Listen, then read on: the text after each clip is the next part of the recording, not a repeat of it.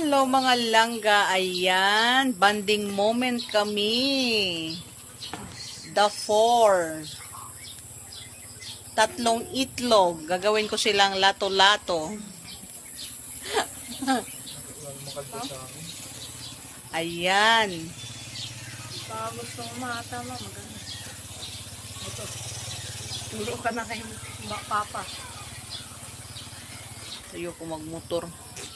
Para niya ano eh. Sayang kutis ko. Para niya ano eh. Ayan, mga Para hindi langga. ka magpamasahe pa, magmotor ka na lang. Kahit saan ka na punta. O yan, ang aking asawa, panganay na anak, at ang bunso ko na gagraduate tomorrow. Ayan, say hi. Say hi to. Oh, hi to everyone. Dali. Hi! Ayan. Nagpapahinga po ako after ko maglinis ng konti. Kaunti pa lang. More on linisin pa.